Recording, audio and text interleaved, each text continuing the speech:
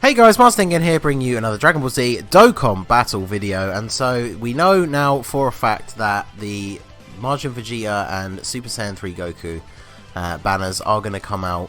It should be 12 hours from when this video is scheduled to go up. So if you're watching this as soon as it comes out, it'll be 12 hours from now. These banners should be live in the game. So I've talked about both the teams already. If you haven't seen those videos, check them out. I went through some team build ideas.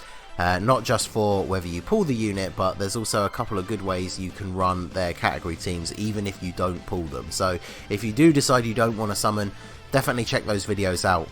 You can run some pretty good builds of those teams even if you don't pull them. So if you're in two minds about whether you want to go in on the banner, because obviously maybe you are free to play or you only spend a very small amount, and you know of course the 5-year is looming on the horizon, you definitely can make use of these guys when they come out if you find them on your friends list.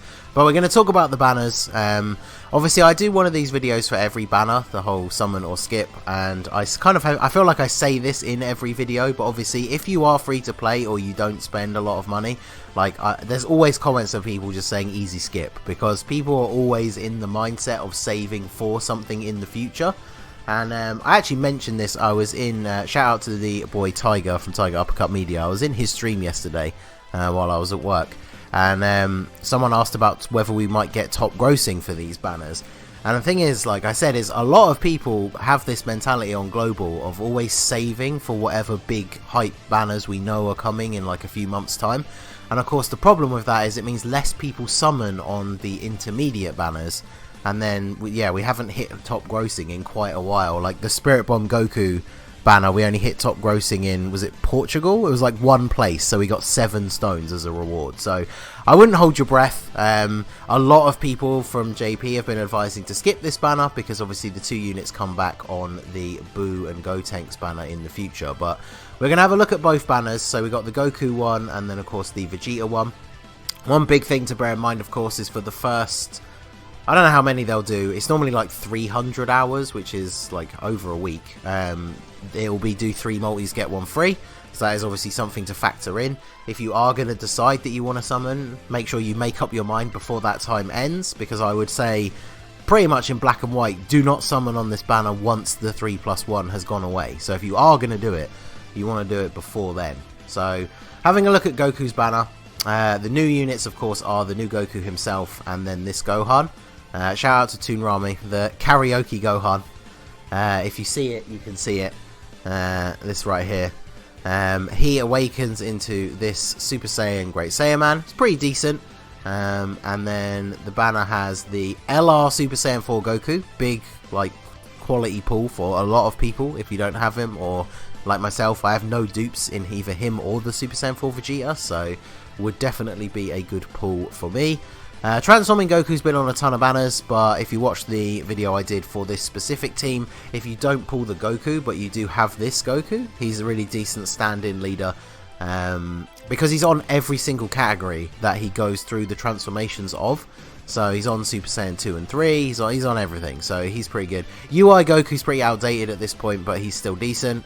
Tech, Super Saiyan 3 Angel Goku, I mean at least he fits the theme for this team. And of course, at some point, the 120 leads will get easy A's.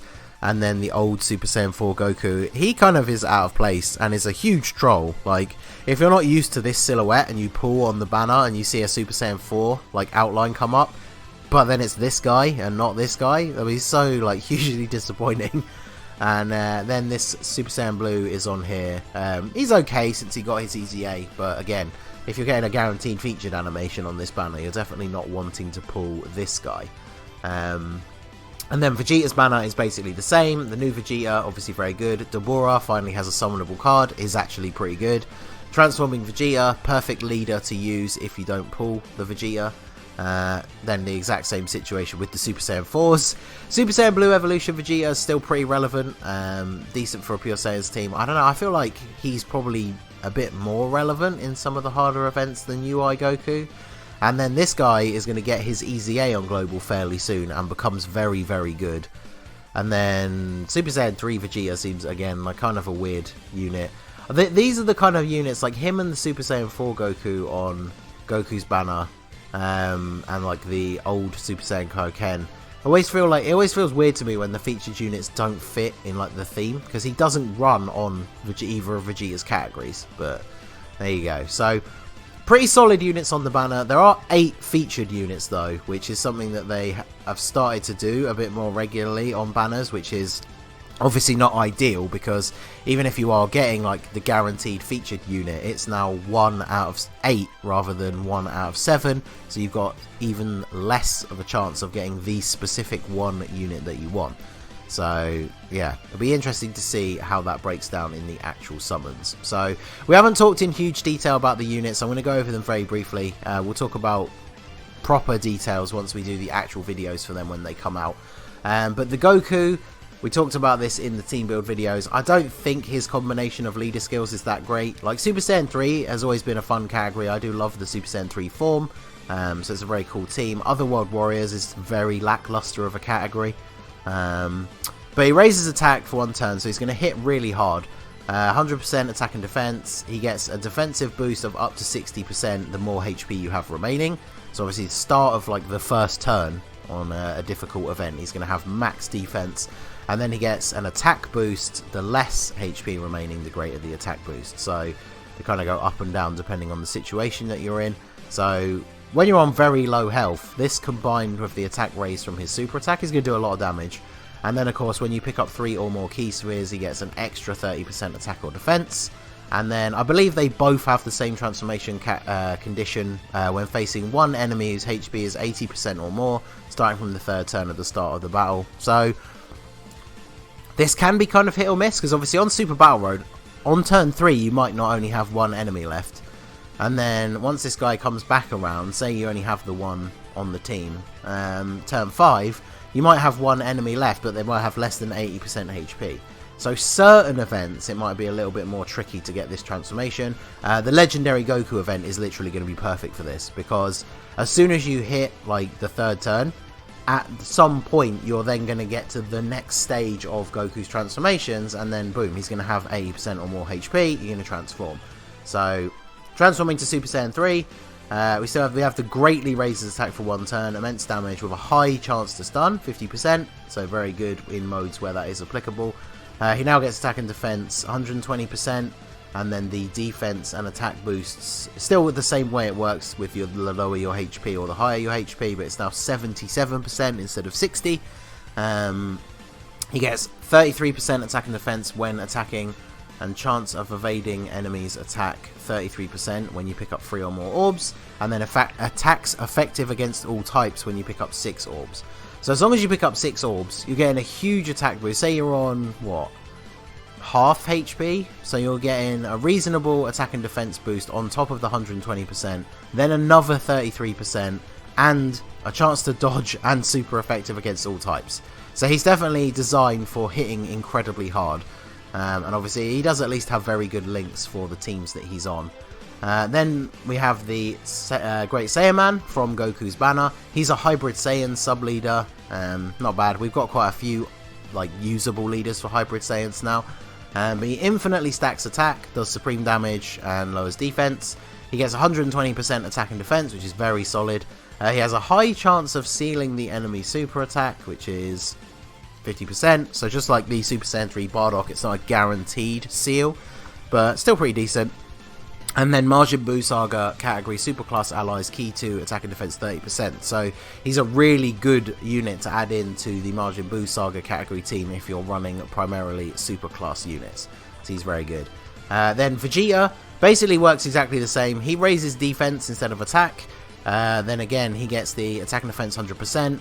His mechanic is similar to Goku's, but it's switched, so the more HP he has, the more attack he has, and then the lower HP, the higher defense, which I actually think is better, because that's the scenario you want to be in, right? Like, the lower your health, the higher his defense, so the less damage he's going to take.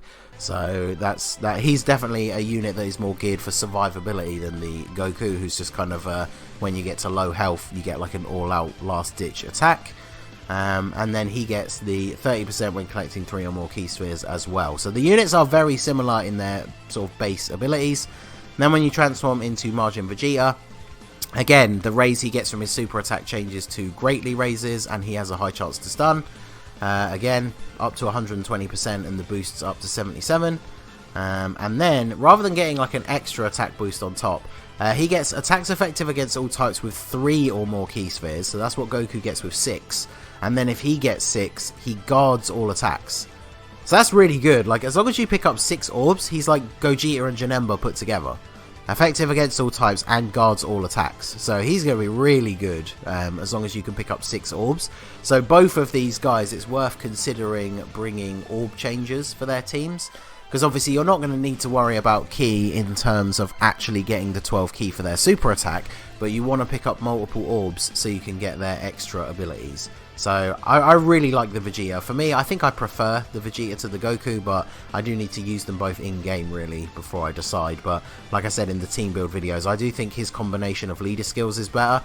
Super Saiyan 2 has a lot better choice of options than the Otherworld Warriors, and then obviously Resurrected Warriors, again, I think has more of a wide range of options than just Super Saiyan 3. And it allows you to run AGL LR Gohan and then Tech Android 16, so you can actually see LR Gohan transform without having to bring 16 on a team where he doesn't fit the leader skill. So, and then we have the Dabura from Vegeta's banner. He's a Majin Buu Saga category sub-leader, which we don't have many of, so it's pretty cool. He also infinitely stacks defense, so he's going to be good in all of the long form events. Greatly lowers defense, and then yeah, he's kind of just like the Gohan. Rather than a chance to seal, he has a chance to stun, and then he gives Majin Buu Saga extreme class allies key +2 and attack and defense 30%. So like once the Tech Vegeta transforms into Majin Vegeta, this would apply to him as well. The only problem I guess for him is that depending on the Majin Buu Saga units that you bring to build your team, his links might not fit in all that well, because obviously Majin Buu Saga is stacked with really strong like Saiyan units, and he's not going to link very well with them at all. He's got some okay links for like Buu units, I guess, but yeah, his links could be a bit wonky, but he does provide key, so that's not a huge issue, I suppose. So the 4 new units, all very, very good. Obviously, bear in mind that this Dabura and the Gohan will go into the general SSR pool once the banner leaves, so you have a chance to get them on every single banner going forwards. But the Goku and the Vegeta, as long as the schedules stay the same, won't return until the Buu and Gotenks Golden Week banners, which for Global are normally around November time. So it'll be quite a while until they come back if you do really want them. So that's one thing to bear in mind. And then the other super important factor is these bad boys right here. So we've got the Dokkan Festival tickets. They've given out a few of them for free already, and then the rest will come from summoning on the banner. If it's anything like the last couple of celebrations that have had tickets, you get 3 tickets per multi, because they want you to do as many summons as possible. Because if you do the full cycle of 3+1, you get 9 tickets, which is 1 short of doing a multi. So obviously they want you to do more multis so you can build up the tickets into multiples of 10. But on the flip side, it works out really well because they've given us a couple of them for free already. So I think my main sort of thing for this banner, unless you are completely free to play, is the first 3+1 cycle is actually really worth doing, because a lot of the time when they do these step ups, the first cycle of summons are discounted to 30 stones as well instead of 50. Now, we don't know 100% if they are going to do that for these banners, but if they do, the first rotation is 90 stones for 4 multis, and then you'll get enough tickets with the free tickets they've already given us to do another one. So 5 multis on the banner for 90 stones. That's really, really good value, because normally 5 multis would just be straight up 250 stones. So that's something to bear in mind. If you're completely free to play and you're low on stones, I still think it's maybe not worth summoning on the banner.